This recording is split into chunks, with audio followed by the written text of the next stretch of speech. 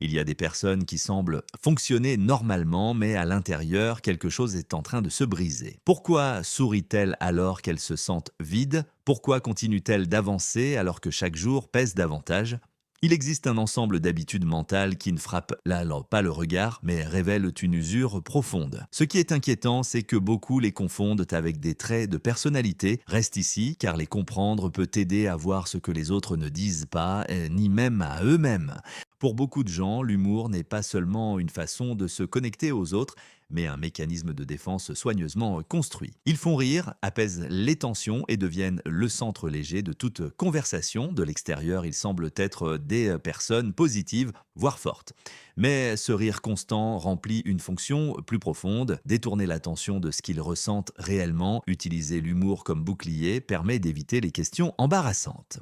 Tant que les autres rient, personne ne demande si quelque chose fait mal. Le rire devient une réponse automatique face à toute tentative de rapprochement émotionnel. C'est une manière élégante de dire «je ne veux pas en parler» sans jamais le prononcer. Avec le temps, cette habitude génère une déconnexion dangereuse. La personne cesse d'identifier quand elle est triste, frustrée ou épuisée, car elle a entraîné son esprit à toujours réagir avec légèreté. Le cerveau associe l'expression émotionnelle authentique au risque et la remplace par une performance socialement acceptée. Le problème apparaît quand le silence arrive, en se retrouvant seul, sans public ni rire partagé, surgit un vide difficile à expliquer. Il n'y a pas de blague pour amortir la sensation, pas de réponse rapide, seulement une fatigue émotionnelle et une sensation diffuse d'usure. Beaucoup décrivent de ce moment comme une chute soudaine, bien qu'en réalité ce soit le résultat d'une accumulation prolongée. Ce schéma est souvent renforcé par l'entourage. Les personnes drôles reçoivent une approbation constante, elles sont valorisées, recherchées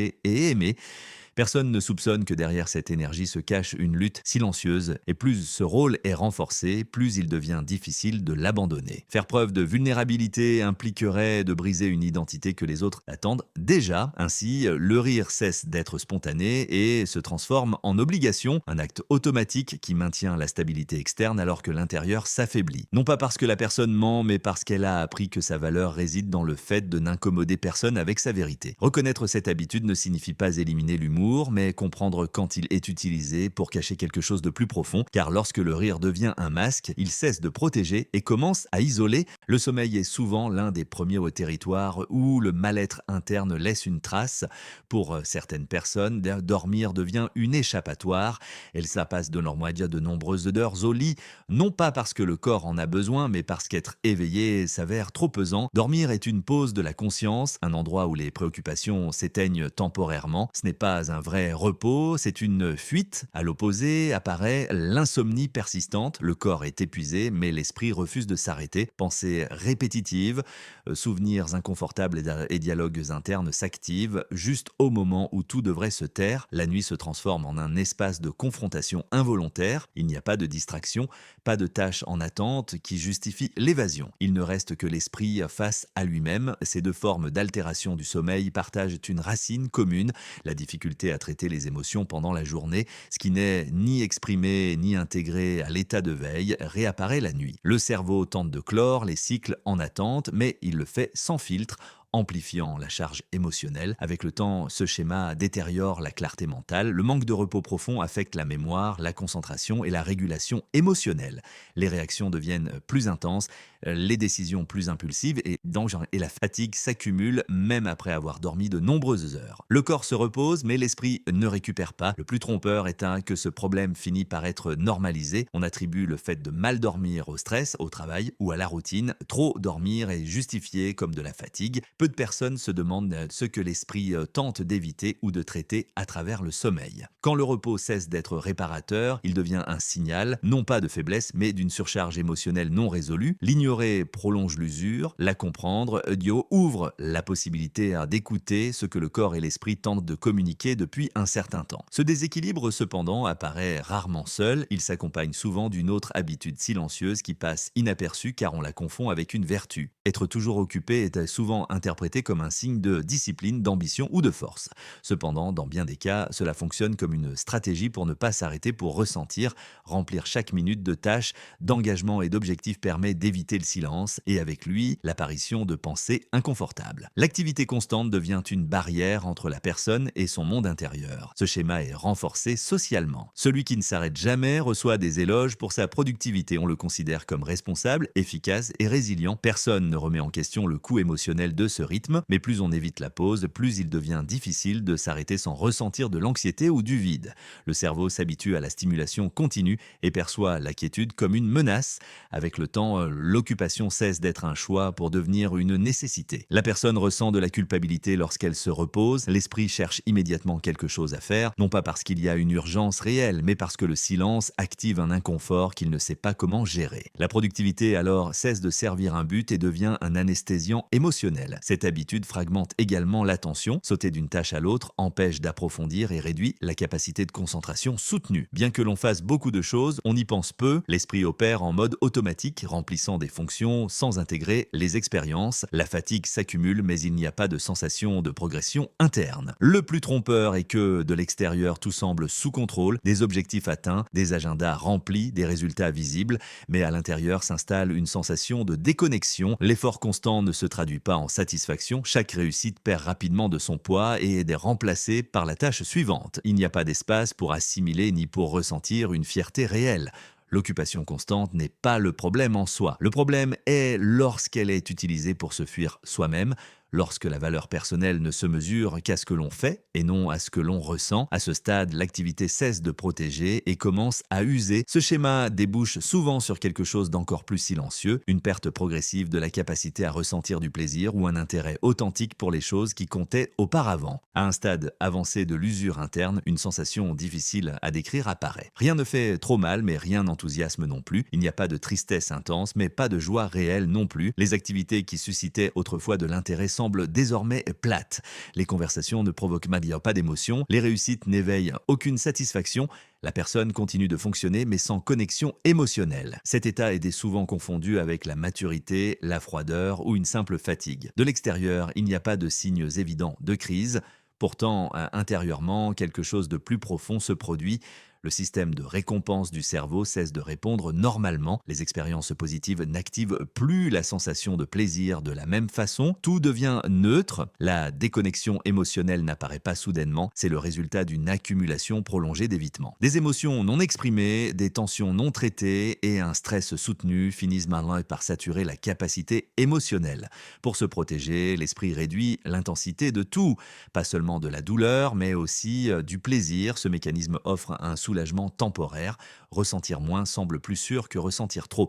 Mais le coût est élevé, la vie perd ses couleurs, les décisions deviennent mécaniques, la motivation s'affaiblit car il n'y a plus de récompense émotionnelle pour la soutenir. Même les relations proches commencent à sembler distantes, non par manque d'affection, mais par manque de connexion interne. Beaucoup de personnes dans cet état pensent donc c'est tout simplement comme ça la vie adulte. Elles acceptent l'apathie comme la norme, mais l'absence d'émotion n'est pas un équilibre, c'est le signe d'une surcharge. Le cerveau a réduit l'intensité pour survivre, pas pour s'épanouir. Le plus inquiétant est que cette déconnexion passe souvent inaperçue pendant longtemps. Il n'y a pas de crise visible, pas d'effondrements évidents, seulement une sensation constante d'être présent sans être vraiment là, comme si la vie se déroulait à une certaine distance. Et quand les émotions cessent bien de se ressentir vers l'extérieur, il se produit souvent quelque chose d'inattendu vers l'intérieur. L'esprit commence à se retourner contre lui-même.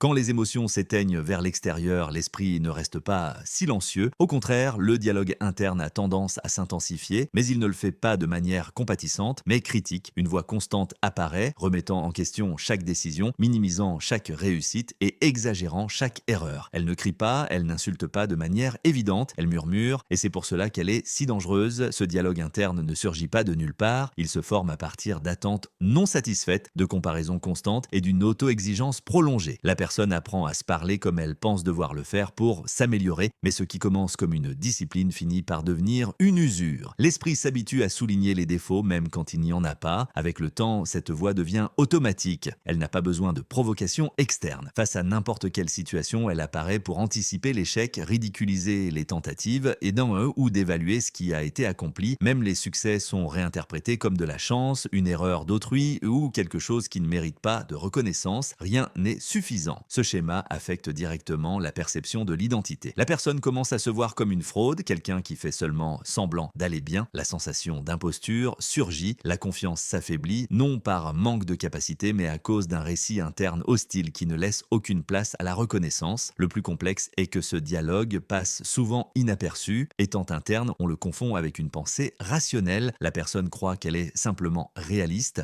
mais le réalisme ne détruit pas l'estime de soi de façon constante. La critique interne, si, de plus, cette voix renforce l'isolement. Exprimer ce que l'on ressent semble inutile ou honteux. Demander de l'aide est perçu comme une faiblesse. Ainsi, la personne s'enferme encore plus dans son monde mental, où la seule conversation est avec cette voix qui n'est jamais satisfaite. Cette usure ne mène pas toujours à un retrait abrupt. Parfois, le processus est plus subtil. La personne ne disparaît pas, mais commence à se diluer. Elle est présente physiquement, mais émotionnellement distante. Elle participe, mais sans s'impliquer. Elle existe, mais occupe de moins en moins d'espace. Le retrait n'est pas toujours évident. Il n'y a pas de coupure brusque ni d'explication claire. La disparition est souvent graduelle, presque imperceptible.